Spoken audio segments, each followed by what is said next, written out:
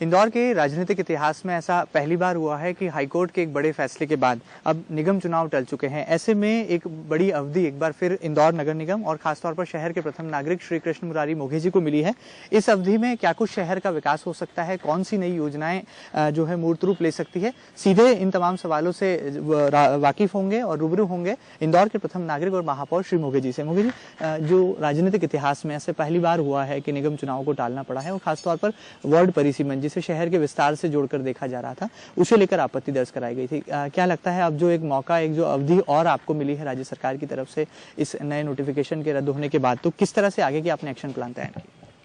देखिए, जहाँ तक चुनाव का और परिसीमन का सवाल है और सीमा विस्तार का प्रश्न है, हाईकोर्ट का सीमा विस्तार के ऊपर कोई वो कहना नहीं था। जो परिसीमन हुआ है उस परिसीमन में जो प्रक्रिया अपनाई गई उस प्रक्रिया के ऊपर उन्होंने आपत्ति जताई है और उसको नए सिरे से करने के निर्देश दिए।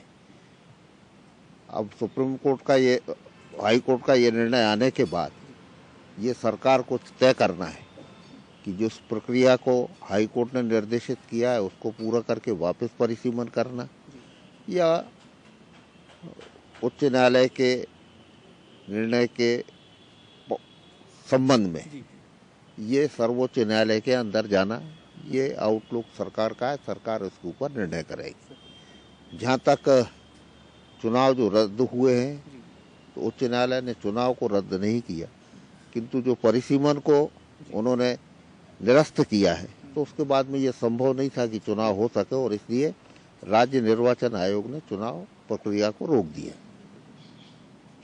जहाँ तक मेरी जानकारी है तो राज्यपाल महोदय ने छिंदवाड़ा और जबलपुर इसके लिए नोटिफिकेशन जारी किया है।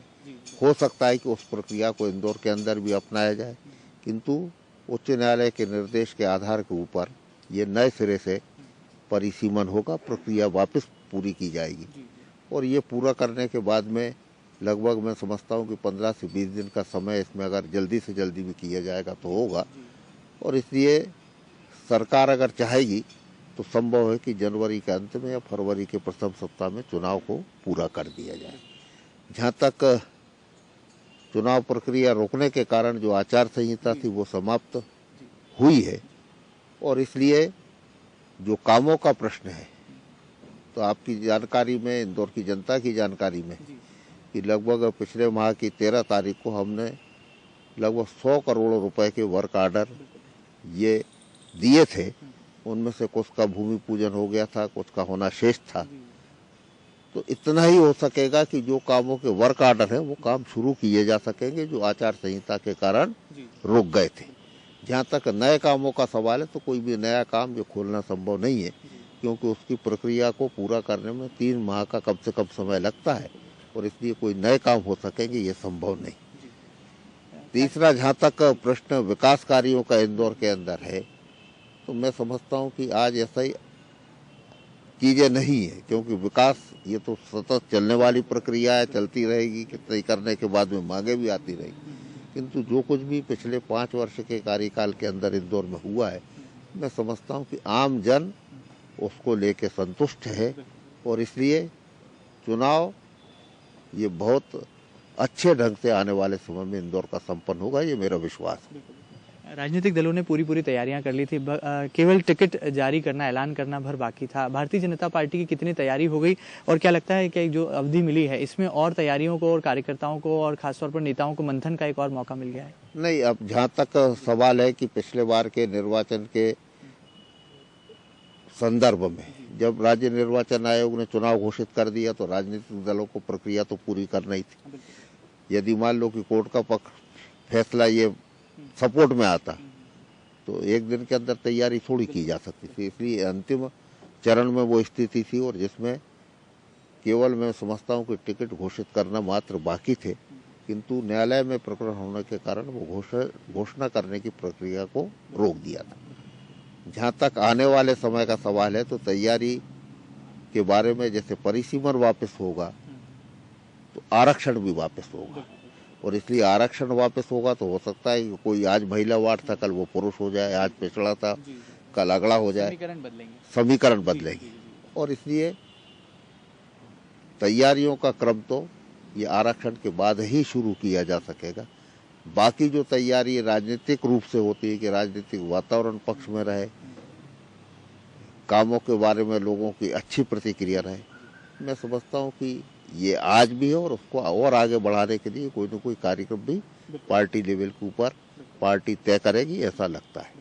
ये जो वक्त है ये किस तरह से गुजर रहा है शहर के प्रथम नागरिक मोघे जी का? जनता जानना चाहती है कि इन दिनों में आप किस तरह से क्या नगर निगम प्रांगण में जाते हैं, किस तरह से कार्यकर्ताओं से मिलने का सिलसिला, अधिकारियों से मुलाकात, बैठकों का दौर चलता है, ये अवधि कैसे गुजर रही है महापौर साहब?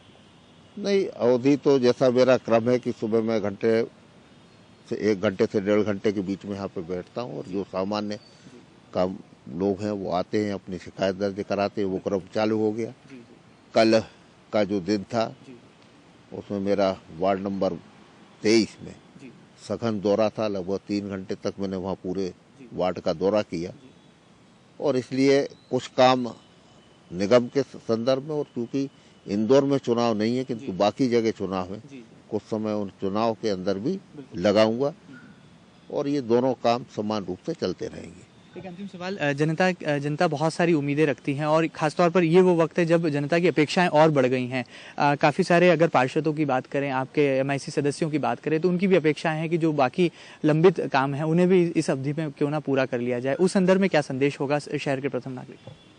देखिए, मैंने जैसा कहा कि समय यद्यपि चुनाव बढ़ गया मगर इतना समय नहीं है कि जिसमें हम कोई नए काम करा सकें। और पार्षद से भी मेरा यही आग्रह है कि उन्होंने जो काम स्वीकृत हैं उनको तेजी के साथ में करने का काम करें जो संभव है।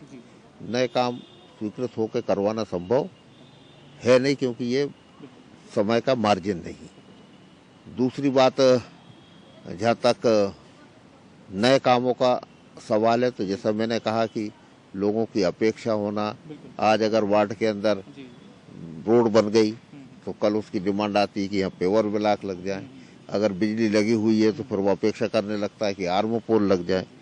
चौराया है तो वो अपेक्षा करने लगता है। बस इसलिए तो कोई इसका अंत नहीं है और ये सतत चलने वाली प्रक्रिया, और किसी भी शहर के अंदर विकास के कार्य ये सतत चलना चाहिए। यही जागरूकता का परिचायक है। बहुत बहुत धन्यवाद हमसे खास बातचीत के लिए। धन्यवाद, सबको नमस्कार। तो ये थे शहर के महापौर श्री कृष्ण मुरारी मोघे जी, जिन्होंने साफ तौर पर कहा कि इस अवधि में नए विकास कार्य जरूर नहीं शुरू किए जा सकेंगे, लेकिन इतना जरूर है कि पुराने विकास कार्यों पर जल्द से जल्द रफ्तार पकड़ सकें, वो प्रोजेक्ट समय पर पूरा हो सके, इस पर उनका पूरा फोकस है। और दिनचर्या उनकी पहले की तरह, पहले कार्यकर्ताओं को सुनना, नेताओं को सुनना, और उसी तरह से उनका 24 घंटा जनता की सेवा के लिए समर्पित है और गुजर रहा है। फिलहाल कैमरा पर्सन रितेश सोनी के साथ महेंद्र सिंह, सिटी न्यूज, इंदौर।